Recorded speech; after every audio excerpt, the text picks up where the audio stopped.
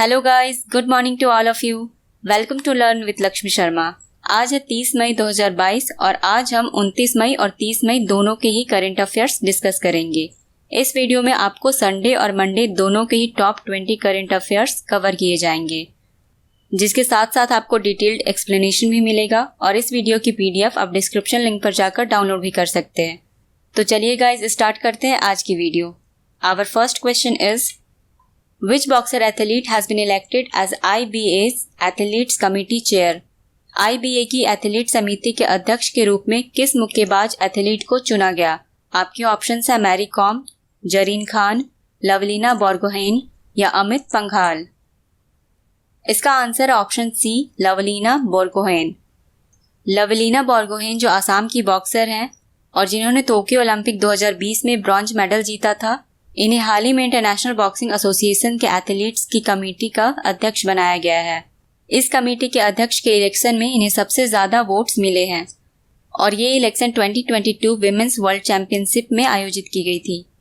इनके अलावा Indian boxer Shiva Thapa को IBA एथलीट कमेटी का मेंबर चुना गया है। Next question is when was the international day of action for women's health observed? महिला स्वास्थ्य के लिए अंतर्राष्ट्रीय कार्रवाई दिवस कब मनाया गया? आपके ऑप्शंस है 25 मई, 27 मई, 29 मई या 28 मई। इसका आंसर है ऑप्शन डी, 28 मई। 28 मई को महिला स्वास्थ्य के लिए अंतर्राष्ट्रीय कार्रवाई दिवस मनाया गया। इस डे की एम है महिलाओं के स्वास्थ्य और उनके अधिकारों के बारे में जागरूक करना और इस डे को सबसे पहले 1987 में कोस्टारिका में सेलिब्रेट किया गया था और इस बार इस डे की थीम है resist and persist. Next question is RBI has recently imposed a ₹45 lakh penalty on which foreign bank? RBI ने हाल ही में किस विदेशी बैंक पर 45 लाख रुपए का जुर्माना लगाया है? आपके ऑप्शंस हैं MUFG bank, AB bank limited, HSBC limited या दोहा बैंक। इसका आंसर है ऑप्शन ए, MUFG बैंक। MUFG बैंक, जिसे मित्सुबिशी UFG बैंक भी कहते हैं, ये एक जापान की बैंक है जिस पर हाल ही में RBI ने 45 लाख रुपए का जुर्माना लगाया है और ये जुर्माना RBI के डायरेक्शन को टाइमली इम्प्लीमेंट नहीं करने के लिए लगाया गया है। MUFG बैंक ये जापान की लार्जेस्ट बैंक है जिसे 1 जनवरी 2006 में एस्टैब्लिश किया गया था और रिजर्व बैंक ऑफ इंडिया इसे 1 अप्रैल 1935 को एस्टैब्लिश किया गया था। इसका हेडक्वार्टर मुंबई में है और इसके 25th गवर्नर है Shaktikanta Das. Next question is which bank and HPCL will launch a co-branded contactless RuPay credit card? कौन सा बैंक और HPCL एक co-branded contactless RuPay credit card launch करेंगे? आपके ऑप्शन है RBL bank, BOB bank, HDFC bank या BOI bank. इसका answer है option B, BOB bank, bank of Baroda. हाल ही में बैंक ऑफ बड़ौदा फाइनेंशियल और हिंदुस्तान पेट्रोलियम कॉरपोरेशन लिमिटेड ने एक को branded contactless RuPay credit card launch किया है। इसके लिए इन्होंने national payment corporation of India के साथ पार्टनरशिप किया है। इस क्रेडिट कार्ड में बहुत सारे फीचर्स हैं जिसके थ्रू अगर आप पेमेंट करते हो तो आपको रिवॉर्ड्स भी मिलेंगे। और BOB फाइनेंशियल ये बैंक ऑफ बड़ौदा की सब्सिडियरी कंपनी है। बैंक ऑफ बड़ौदा इसे 20 जुलाई 1908 को फाउंड किया गया था। इसका हेडक्वार्टर गुजरात के वडोदरा में है। इसके MD एंड CEO हैं संजीव चड्डा। इसके चेयरमैन है हसमुख आधिया और इस बैंक की टैगलाइन है इंडियाज इंटरनेशनल बैंक। और bank of Baroda bank India की 3rd लार्जेस्ट बैंक है। और हिंदुस्तान पेट्रोलियम कॉरपोरेशन लिमिटेड इसे 1974 में फाउंड किया गया था। इसके हेडक्वार्टर मुंबई में है और इसके चेयरमैन है पुष्प कुमार जोशी, जिन्हें हाल ही में अपॉइंट किया गया है। Next question is recently Sultana Begum passed away, she was, वो क्या थी? आपके ऑप्शंस है राइटर, प्रोड्यूसर, एथलीट या पॉलिटिशियन। इसका आंसर है option A, writer. Sultana Begum जिनका हाल ही में निधन हो गया है, ये एक जानी मानी पंजाबी राइटर थी और इनका बुक जिसका नाम सक़फ़े है ये काफ़ी पॉपुलर हुआ था। साथ ही ये इंडिया की पहली महिला लेखक हैं जिन्होंने पंजाबी में साहित्यिक व्यंग लिखे थे। इसके लिए इन्हें पंजाब यूनिवर्सिटी के द्वारा प्रोफेसर जोगा सिंह और वारिस डी अवार्ड दिया गया था। Next question is which film won Cannes film festival's Palme d'Or for the best picture? किस फिल्म ने सर्वश्रेष्ठ फिल्म के लिए कांस फिल्म फेस्टिवल का पामे डी ओर जीता? आपके ऑप्शंस हैं nostalgia, boy from heaven, forever young या ट्रायंगल ऑफ सैडनेस। इसका आंसर है option D, triangle of sadness. Triangle of sadness जो स्वीडिश डायरेक्टर रूबेन ऑस्टलैंड के द्वारा बनाई गई फिल्म है, इसे हाल ही में कांस फिल्म फेस्टिवल 2022 में बेस्ट पिक्चर के लिए पामे डी ओर अवार्ड दिया गया। इसके अलावा कुछ और अवार्ड्स हैं जिसे कांस फिल्म फेस्टिवल में दिया गया। इनमें है सॉन्ग कैंग हो, जो कोरिया के एक्टर हैं जिन्हें ब्रोकर फिल्म के लिए बेस्ट एक्टर का अवार्ड दिया गया, और बेस्ट एक्ट्रेस का अवार्ड जार एमिर इब्राहिमी को दिया गया। इन्हें यह अवार्ड अली अब्बासी की फिल्म होली स्पाइडर में एज ए जर्नलिस्ट की परफॉर्मेंस के लिए दिया गया है। और इस बार की कांस फिल्म फेस्टिवल की 75वीं एडिशन आयोजित की गई थी, जिसे 17 मई से 28 मई तक फ्रांस के कांस में आयोजित किया गया था। और इस बार के कांस फिल्म फेस्टिवल में दीपिका पादुकोण को एज ए जूरी मेंबर चुना गया था। Next question is, which country became India's top trading partner in 2021 to 22? कौन सा देश 2021 से 22 में भारत का शीर्ष व्यापारिक भागीदार बना? आपके ऑप्शन है चाइना, रसिया, यूनाइटेड स्टेट्स या ऑस्ट्रेलिया। इसका answer option C, United States. United States India की सबसे बड़ी ट्रेडिंग पार्टनर बन गई है और इसने चाइना को पीछे छोड़ दिया है। और अब यूनाइटेड स्टेट्स इंडिया के साथ व्यापार करने वाली सबसे बड़ी ट्रेडिंग पार्टनर बन चुकी है। कॉमर्स मिनिस्ट्री के एक डेटा के अनुसार 2021 से 22 में इन दोनों कंट्रीज के बीच $119.42 बिलियन का व्यापार हुआ है। और पिछले साल मतलब 2020 से 21 में इन दोनों देशों के बीच $80.51 बिलियन का व्यापार हुआ था। और इंडिया और चाइना के बीच में 2021 से 22 में ये ट्रेडिंग $115.42 बिलियन है। यूनाइटेड स्टेट्स इसके प्रेसिडेंट है जो बाइडन और इसके वाइस प्रेसिडेंट है Kamala Harris. Next question is, when was the international day of UN peacekeepers observed? संयुक्त राष्ट्र शांति सैनिकों का अंतर्राष्ट्रीय दिवस कब मनाया गया? आपके ऑप्शन है 28 मई, 29 मई, 30 मई या 27 मई। इसका आंसर है ऑप्शन बी, 29 मई। इस डे की एम है उन सैनिकों को श्रद्धांजलि देना जो यूनाइटेड स्टेट्स में शांति बनाए रखने के लिए अपनी जान की कुर्बानी दे दी। और ये सैनिक लगभग 4200 थे जिन्होंने 1948 में अपनी जान गंवा दी।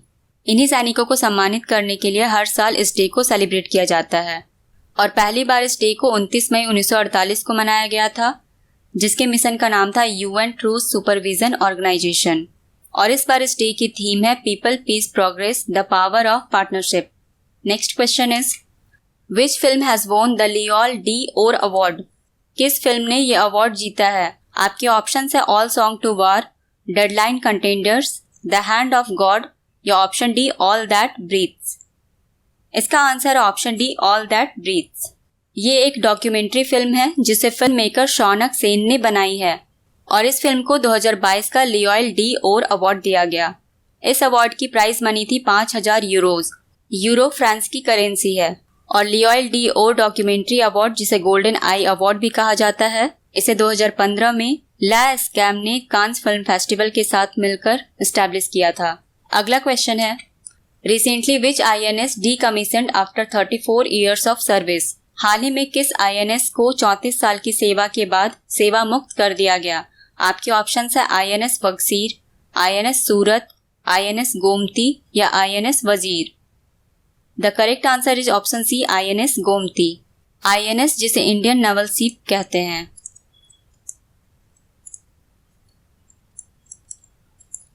हाल ही में INS गोमती को 34 साल की सेवा के बाद इसे सेवा मुक्त कर दिया गया। INS गोमती का नाम गोमती नदी के नाम पर रखा गया है, जिसे हाल ही में मुंबई के नवल डॉकयार्ड में सेवा मुक्त कर दिया गया है।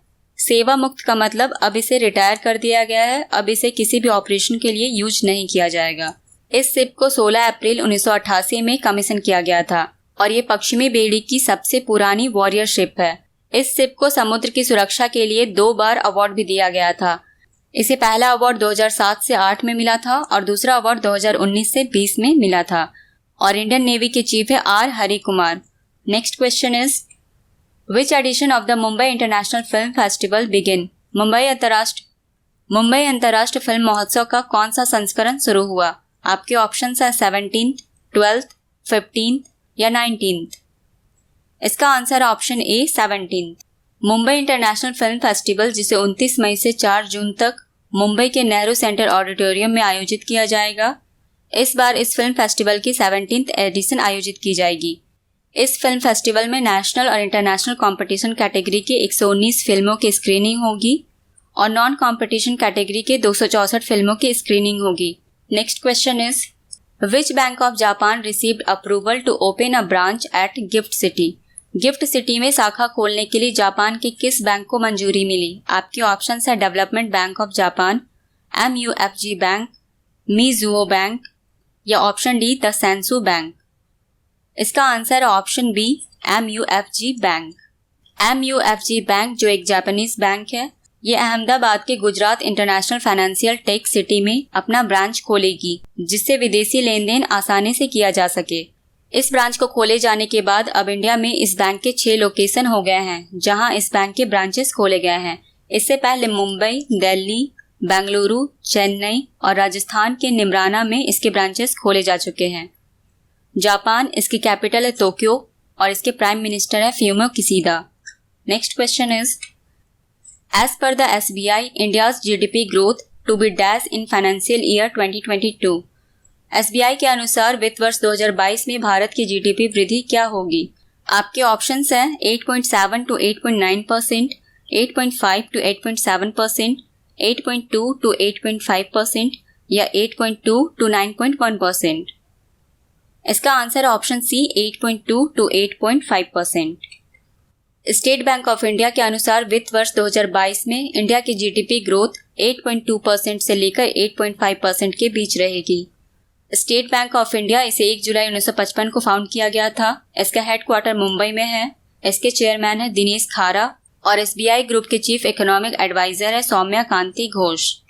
Next question is where has north India's first industrial biotech park been inaugurated.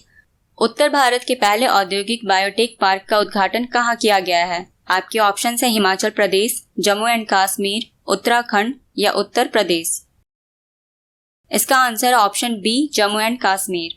North India का पहला industrial biotech park Jammu and Kashmir के कठुआ में इनॉग्रेट किया गया है। इंडस्ट्रियल बायोटेक पार्क जिसमें मेनली बायोटेक्नोलॉजी के ऊपर फोकस किया जाता है। Next question is recently Lok Sabha speaker Om Birla launched the dash phase of Suposhit Maa अभियान।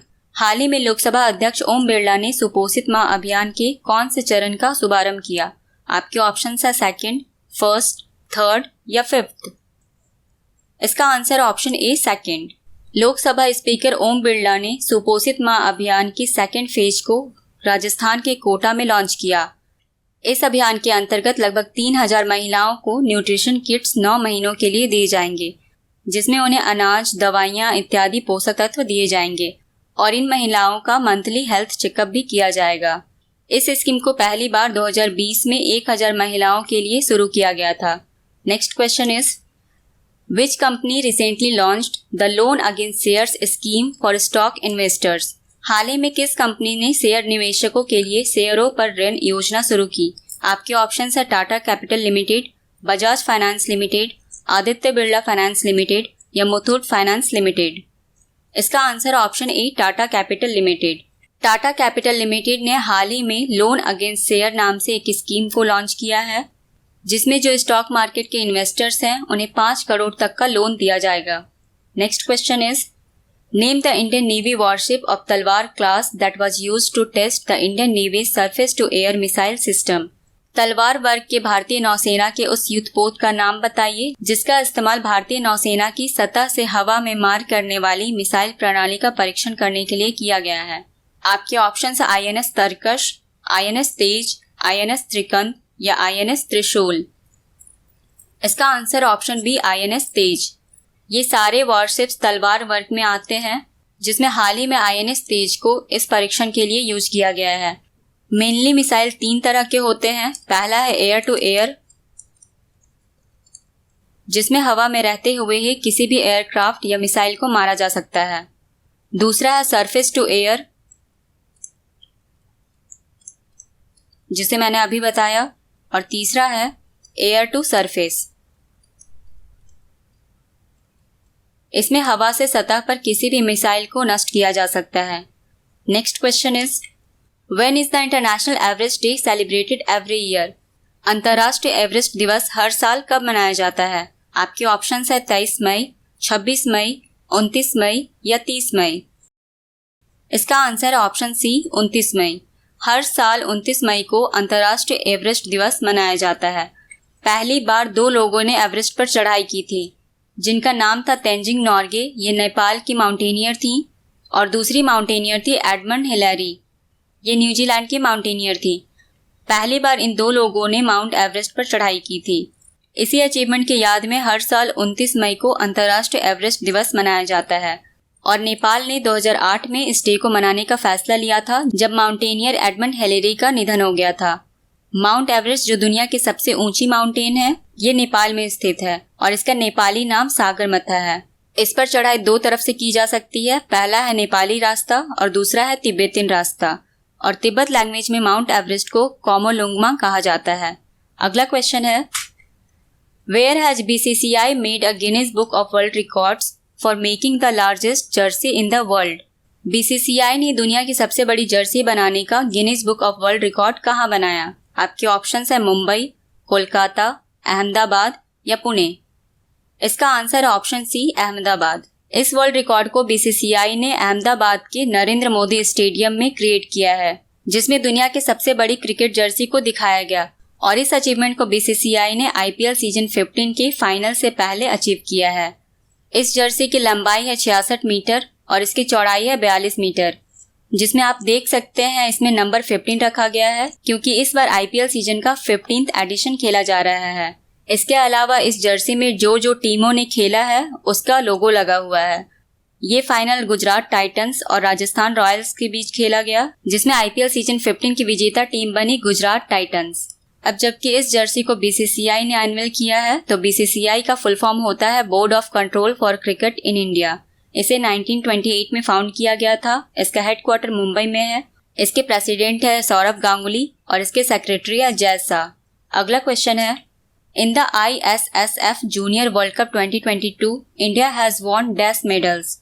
इस चैंपियनशिप में भारत ने कितने पदक जीते हैं? आपके ऑप्शंस है 34, 35, 23 या 33। इसका आंसर है option D 33। International shooting sports federation junior world cup 2022, जिसे जर्मनी के सुहल में खेला गया था, इस चैंपियनशिप में इंडिया ने 33 मेडल्स जीतकर टॉप रैंक हासिल किया है। इन 33 मेडल्स में से 13 गोल्ड मेडल है, 15 सिल्वर मेडल है और 5 ब्रॉन्ज मेडल है। और इस चैंपियनशिप में इटली सेकंड रैंक पे आई है, जिसने 4 गोल्ड मेडल्स जीते हैं। सो गाइज, ये थे 29 मई और 30 मई के टॉप 20 क्वेश्चंस। पिछले वीडियो में मैंने क्वेश्चन पूछा था, RBI setup dash member committee to review customer service standards. भारतीय रिजर्व बैंक ने ग्राहक सेवा मानकों की समीक्षा के लिए कितने सदस्य समिति की स्थापना की? इसका आंसर था ऑप्शन ए 6। नेक्स्ट क्वेश्चन का आंसर आपको कमेंट सेक्शन में देना है। So the question is, who became first Indian to scale mount Everest without oxygen support? बिना ऑक्सीजन सहायता के माउंट एवरेस्ट फतह करने वाले पहले भारतीय कौन बने? आपके ऑप्शंस है कामी रीता शेरपा, रितिम ममानिया, पियाली बसक या बलजीत कौर। इसका आंसर आप कमेंट सेक्शन में देंगे। सो गाइज, आज की वीडियो में बस इतना ही। मिलते हैं कल की करंट अफेयर्स में। और अगर आपको वीडियो अच्छी लगी तो इस चैनल को सब्सक्राइब कर लीजिए और इसे शेयर करना और लाइक करना मत भूलिएगा। Thanks for watching and have a good day. Bye guys.